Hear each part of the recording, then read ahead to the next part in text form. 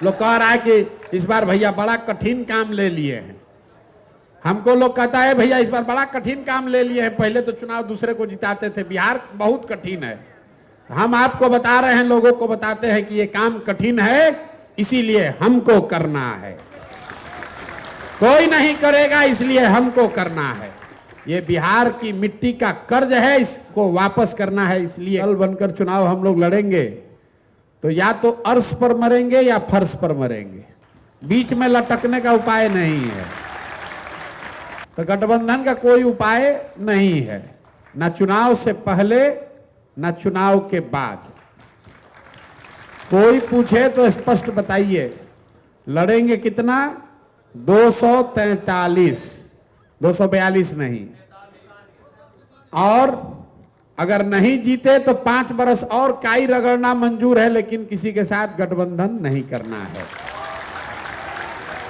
क्या है ये? सिर्फ श्रम का, लोगों का पलायन नहीं है, लोगों का पलायन है, बुद्धि का पलायन है और पूंजी का पलायन है।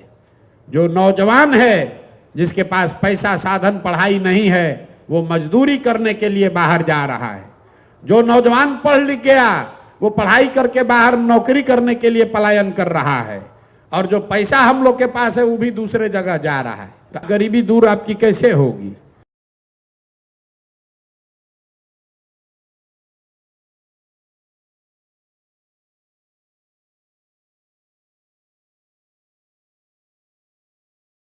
तो अगर रोजगार यहां चाहिए तो सबसे पहले यहां लोगों को पूंजी उपलब्ध होना चाहिए। अगर हमारी बात आपको समझ में नहीं आ रही है तो आप अपने बारे में सोचिए। अगर आपको 2 लाख रुपया, 3 लाख रुपया सरकार के गारंटी पर बैंक से लोन मिल जाए, तो यहां बैठा हुआ कौन ऐसा आदमी है जो अपने लिए कुछ ना कुछ रोजी रोजगार नहीं कर लेगा? कर लीजिएगा कि नहीं कर लीजिएगा? अगर आपके पास आपकी क्षमता के अनुसार 50,000, 1 लाख, 2 लाख, 3 लाख, 5 लाख रुपया लोन मिलने लगे सहज तरीके से, तो बिहार के घर घर में रोजगार होने लगेगा। बिहार में रोजगार लाने का मतलब ये नहीं है कि चीनी का फैक्ट्री खोल देंगे। चीनी का फैक्ट्री खोलिएगा तो कितना आदमी को रोजगार मिलेगा? फैक्ट्री लगना चाहिए।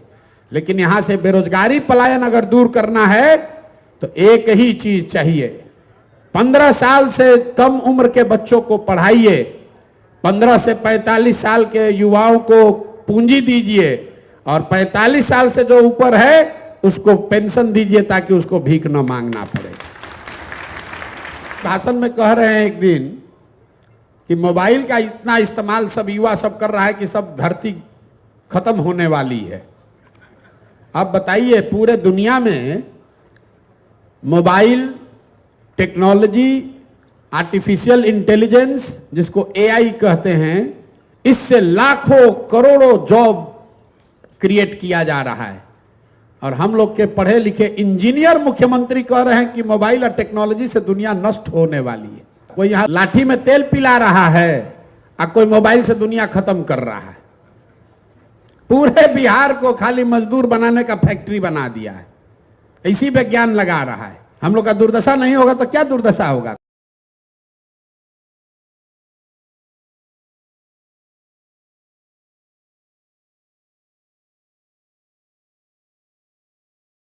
जन सुराज की व्यवस्था बनी तो साल भर के अंदर परेशानी में पड़े हुए लोग जो मजबूरी में पलायन किए हैं, उनको वापस लाकर यहां रोजगार की व्यवस्था की गारंटी है, बिल्कुल है। इसमें कहीं कोई शक मत रखिए। 1 साल से ज्यादा नहीं लगेगा। जो मजबूरी में गया है उसको साल भर के अंदर वापस करने का संकल्प है जन सुराज का।